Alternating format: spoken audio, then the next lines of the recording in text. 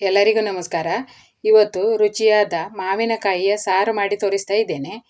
ಮಾವಿನಕಾಯಿ ಗಸಿ, ಚೆನ್ನಾಗಿ ಬೆಳೆದ ಮಾವಿನಕಾಯಿ ಇದ್ರೆ ರುಚಿಯಾದ ಒಂದು ಗಸಿ ಮಾಡಿದ್ರೆ ಹೊಟ್ಟೆ ತುಂಬ ಊಟ ಮಾಡ್ಲಿಕ್ಕೂ ಆಗ್ತದೆ. ತುಂಬಾನೇ ರುಚಿಯಾಗಿರ್ತದೆ.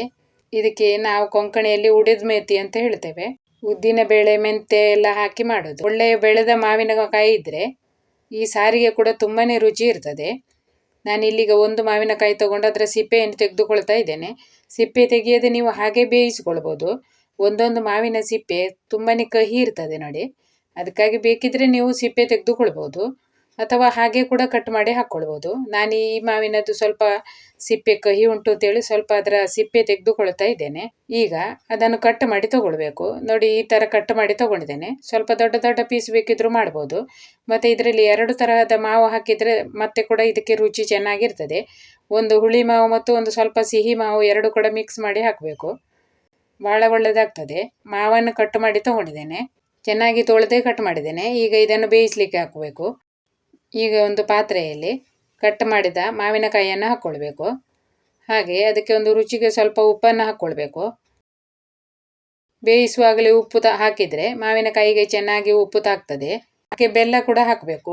2 ತುಂಡಾಗುವಷ್ಟು ಬೆಲ್ಲ ಹಾಕಿದ್ದೇನೆ. ಇದು ಸ್ವಲ್ಪ ಮಾವು ಸಿಹಿ ಉಂಟು, ಅದಕ್ಕಾಗಿ ಬೆಲ್ಲ ಒಂದು ಸ್ವಲ್ಪ ಕಡಿಮೆ ಹಾಕಿದ್ರೂ ಸಾಕಾಗ್ತದೆ.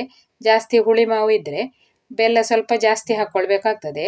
ಈಗ ಇದಕ್ಕೆ ಒಂದು ಸ್ವಲ್ಪ ನೀರು ಹಾಕಿ ಇದನ್ನು ಬೇಯಲಿಕ್ಕೆ ಇಡುವ.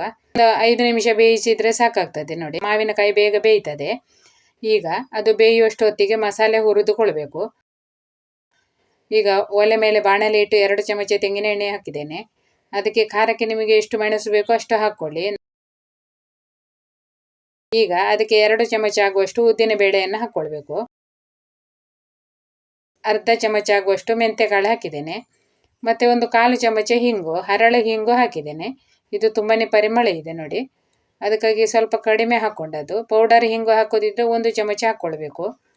ಈಗ ಇದನ್ನು ಚೆನ್ನಾಗಿ ಹುರಿದು ತೆಗೆಯುವ. ಉದ್ದಿನ ಬೇಳೆ ಮತ್ತು ಮೆಂತೆಕಾಳು ಚೆನ್ನಾಗಿ ಕಲರ್ ಚೇಂಜ್ ಆಗಬೇಕು. ಈಗ ನಾನು ಹುರಿದುಕೊಂಡಿದ್ದೇನೆ, ನೋಡ್ಬೋದು ನೀವು. ಇದೇ ತರ ಹುರಿದುಕೊಳ್ಬೇಕು. ಜಾಸ್ತಿ ಕಪ್ಪು ಮಾಡ್ಲಿಕ್ಕೆ ಹೋದ್ರೆ ಸಾರಿಗೆ ಕೂಡ ರುಚಿ ಚೆನ್ನಾಗಿರುವುದಿಲ್ಲ. ಈಗ ಇದನ್ನು ಸ್ವಲ್ಪ ತಣಿಲಿಕ್ಕೆ ಬಿಡುವ. ಇಲ್ಲಿ 1 ಕಪ್ ಆಗುವಷ್ಟು ತೆಂಗಿನ ತುರಿಯನ್ನು ತಗೊಂಡಿದ್ದೇನೆ. ಇದಕ್ಕೆ ತೆಂಗಿನ ತುರಿ ಸ್ವಲ್ಪ ಜಾಸ್ತಿ ಬೇಕಾಗ್ತದೆ. ಬೇರೆ ಬೇಳೆ ಏನು ಹಾಕ್ಲಿಕ್ಕಿಲ್ಲ ನೋಡಿ. ಹಾಗಾಗಿ ಸಾರು ದಪ್ಪ ಬರಬೇಕಿದ್ರೆ ನೀವು ತೆಂಗಿನ ತುರಿ ಸ್ವಲ್ಪ ಜಾಸ್ತಿ ಹಾಕ್ಕೊಳ್ಬೇಕು. ಈಗ ಈ ಹುರಿದಂಥ ಮಸಾಲೆಯನ್ನು ಈ ತೆಂಗಿನ ತುರಿಯೊಳಗೆ ಹಾಕ್ಕೊಂಡು ಅದನ್ನು ಸ್ವಲ್ಪ ತಣಿಲಿಕ್ಕೆ ಬಿಡಬೇಕು. ತಣಿದ ಮೇಲೆ ಇದನ್ನು ರುಬ್ಬಬೇಕು. ಚೆನ್ನಾಗಿ ತಣಿದ ಮೇಲೆ ಮಿಕ್ಸಿ ಜಾರಲ್ಲಿ ಹಾಕ್ಕೊಳ್ತಾ ಇದ್ದೇನೆ. ಈಗ ಇದಕ್ಕೆ ಒಂದು 1/4 ಚಮಚ ಆಗುವಷ್ಟು ಅರಿಶಿನ ಪುಡಿ ಹಾಕ್ಕೊಳ್ಬೇಕು.